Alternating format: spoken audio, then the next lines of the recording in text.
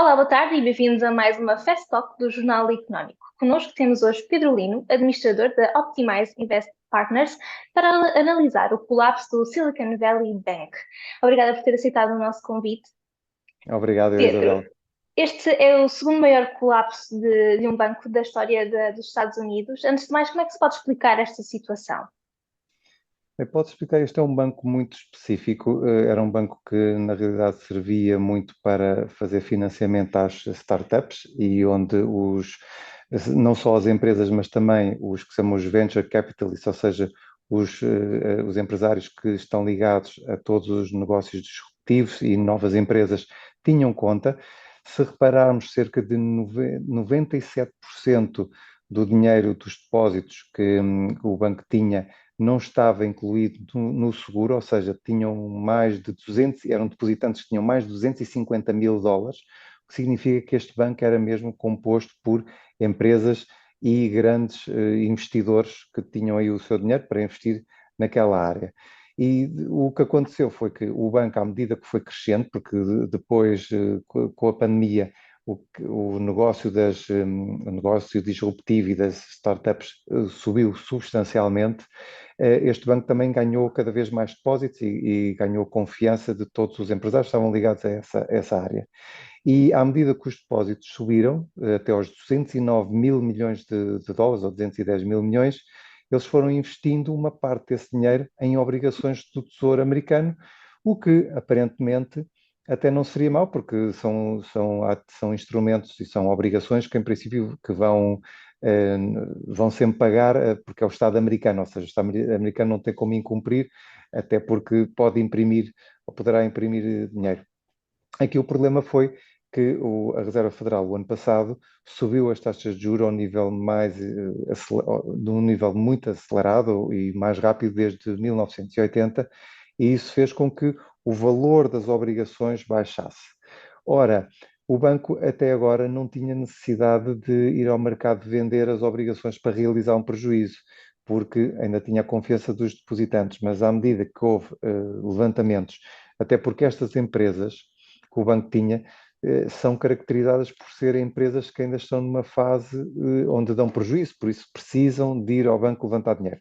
E à medida que o banco precisou de vender títulos, teve que registar prejuízos. Ora, os prejuízos que foram registados entre terça e quarta-feira, quando o banco precisou de vender obrigações, alertaram os investidores para que provavelmente toda a sua carteira, se fosse vendida a mercado, traria, traria prejuízos muito elevados ao banco e o capital praticamente desapareceria. E lá está, começou com um rumor de eventual falta de capital, ou levou a uma corrida ao banco e o banco efetivamente não tinha dinheiro, tal como nenhum banco tem dinheiro para os depósitos todos, e neste caso ainda foi pior, porque em 24 horas foram levantados 41 mil milhões de dólares, ou seja, 20% dos depósitos. Uhum. E não há banco que aguenta uma corrida tão rápida. E aqui provavelmente o que houve foi um descurar de uma situação de necessidade de liquidez e a gestão do risco, porque as obrigações, estando o banco tão investido em obrigações, deveria ter uma parte coberta com instrumentos de risco ou feito proteções, de modo a que não sofresse desvalorizações tão elevadas. Mas trata-se de um caso isolado, por exemplo, entretanto, também já foi anunciado o fecho do Signature Bank, outro banco norte-americano. Há risco de contágio aos bancos europeus? Por exemplo, em Portugal, o BCP poderá estar em risco? Não, os bancos europeus, acho que não. Aqui a questão, no caso americano, os investidores estão um pouco desconfiados com os bancos regionais, porque esses sim também têm maior exposição às empresas locais, às empresas que lançaram os seus negócios e têm provavelmente uma maior dependência, mesmo em termos de depósitos, daí os bancos regionais terem caído cerca de 35% no último mês, na última semana caíram à volta de 30%, e os grandes bancos como o JP Morgan caíram bastante menos, caíram a cerca de 10% até um pouco menos. Ou seja, há aqui uma diferença Uhum. entre o que são os bancos regionais, que podem efetivamente, alguns deles, sofreram o efeito de contágio e os bancos maiores americanos. Na Europa, o que é que está a acontecer? Os bancos europeus hoje também estão a cair cerca de 7%. Na sexta já não acompanharam a última fase da sessão americana, mas eu não creio que haja um perigo de contágio especificamente da queda do Silicon Valley Bank. Aqui o que Uhum. há é os investidores a perceberem que a subida dos juros é boa, por um lado, para a margem financeira dos bancos, mas, por outro, também desvaloriza os ativos que eles têm. E eu acho que é um pouco isso, o acordar para a realidade que nem tudo é bom nesta subida de taxas de juros, ainda por cima, pela violência que teve. Certo. Mas é de esperar algo parecido com o que aconteceu, por exemplo, com o Lehman Brothers? Ou acha que é um cenário que para já não está em cima da mesa? Não, acho que não está todo em cima de mesa, porque o Lehman Brothers e a crise financeira de 2008 começou com a falência de bancos de investimento que estavam alavancados, ou seja, que tinham 34 a 35 vezes o valor do seu capital próprio investido, ou seja, eram bancos que qualquer oscilação no seu património podia, no fundo, acabar com o seu capital social e podiam torná-lo numa situação de falência. Aqui não, estamos a falar de bancos que estão alavancados 10 vezes, 10, 12 vezes, ou seja, os seus capitais próprios, o seu ativo vale 10 a 12 vezes os capitais próprios. Não é uma situação tão extrema como estávamos em 2007 e 2008, onde os bancos de investimento tinham pouco capital para todos os investimentos que tinham. Esta é uma situação que, tendo em conta que uma parte substancial uma parte dos depósitos estava em obrigações do Tesouro americanas, a questão aqui não é do risco, é mais da questão do tempo, que é se o banco conseguisse aguentar os títulos até à maturidade, seja 5 ou 10 anos, ele iria receber o dinheiro de volta. Ora, aqui a questão é que os depositantes estão a levantar mais depressa o dinheiro e isso está a forçar o banco a ter prejuízo nas vendas que realiza. Mas eu afastava a crise de 2008 desta. É verdade que é a segunda maior falência de um banco, é verdade que é algo muito específico, mas também temos que perceber que o setor das empresas tecnológicas e das startups teve um crescimento brutal desde a pandemia Uhum. e foram bilhões ou trilhões de dólares canalizados especificamente para essa área da economia. Por isso também é natural que comecem a existir bancos que estivessem mais vocacionados e mais focados nesses empréstimos também a ter alguma dificuldade.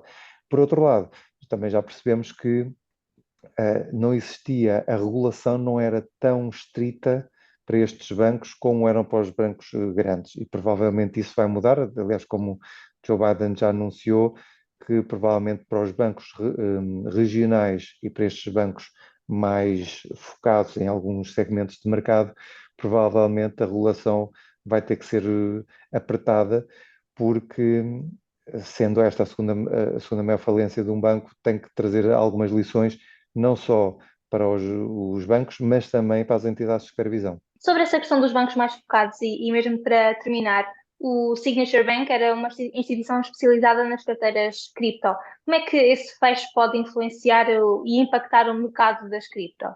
Bem, na sexta-feira o mercado das criptomoedas corrigiu substancialmente, com muitas empresas, sejam startups, sejam também ligadas a Silicon Valley, com receio que não pudessem retirar os seus depósitos e que estavam a garantir algumas transações em criptomoedas. Ora, esse receio desapareceu a partir do momento em que o Tesouro americano garantiu todos os depósitos e eu diria que neste momento não há um grande impacto, até porque as criptomoedas já estão a recuperar, estão a subir mais 10% em algumas delas, e eu acho que o maior receio, até pela dimensão, era o Silicon Valley, e estamos a falar de 200 mil bilhões em ativos, e isso foi garantido pelo Tesouro americano.